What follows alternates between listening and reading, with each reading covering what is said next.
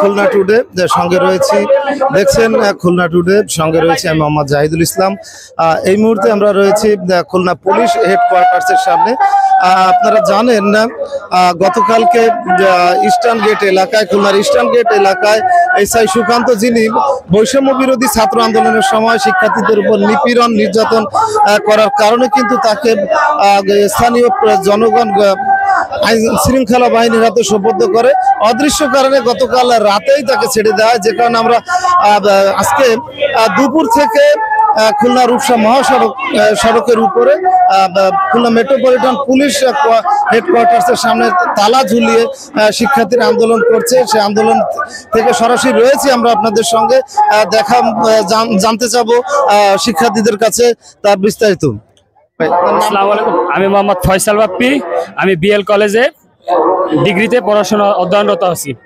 আমরা জানি গতকাল পুলিশ এসআই সুকান্তরে ফুলবাড়ি গেটে বিক্ষুব্ধ জনতা তাকে আটক করে এবং আটক করে ফুলবাড়ি গেট থানায় তাকে সোপর্দ করে। কিন্তু আমরা ইতিমধ্যে জানতে পেরেছি যে রাতের আধারে এই সুকান্তরকে তারা থানা থেকে ছেড়ে দেওয়া হয়। এবং আমরা জানি আমরা জুলাই গণঅভ্যুত্থানের পরে এই সরকারকে বসিয়েছি, এবং এই সুকান্তকে রাতের আধারে কারা ছাড়লো এবং কি কারণে ছাড়লো এটা আমরা খুব তীব্র নিন্দা জানাই ছাত্র জনতা।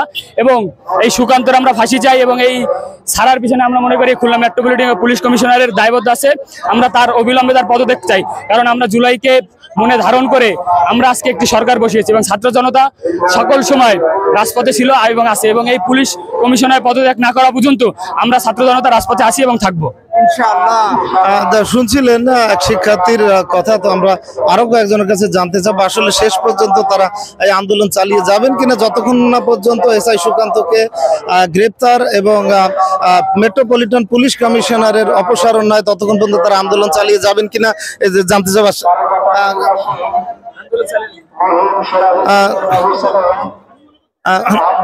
তো দেখতে থাকুন, আসলে আমরা দেখাবো সেই দৃশ্য।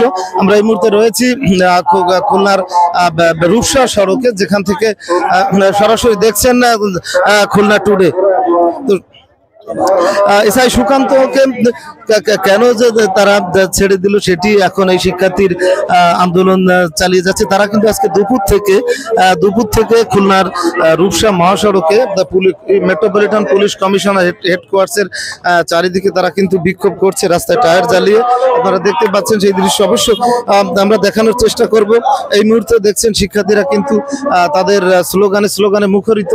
পাশাপাশি খুলনা মেট্রোপলিটন পুলিশ হেডকোয়ার্টার্সের যে প্রধান ফটক রয়েছে সেখানে কিন্তু তারা ব্যানার এবং ছাত্র জনতার নাম দিয়ে কিন্তু তালা ঝুলিয়ে দিয়েছে। আপনারা দেখতে পাচ্ছেন এই মুহূর্তে খুলনা টুডের লাইভে।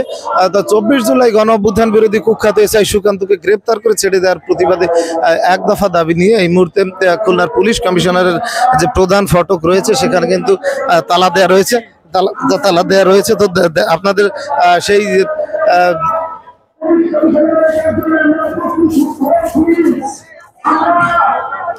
তো দেখছেন এই মুহূর্তে মাগরিবের নামাজের পরে কিন্তু আবারও ছাত্ররা সেই তাদের আন্দোলন চালিয়ে যাচ্ছে।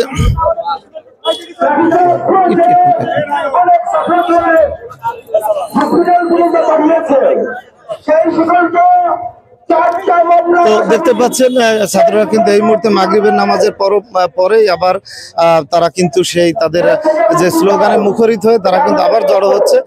তো এই ছিল খুলনা টুডের সর্বশেষ সংবাদ। আপনাদের সঙ্গে ছিলাম আমি মোহাম্মদ জাহিদুল ইসলাম। তো ভালো থাকবেন সকলে। খুলনা টুডে সবার কথা সবসময় জানতে এবং জানাতে সঙ্গে থাকুন খুলনা টুডে।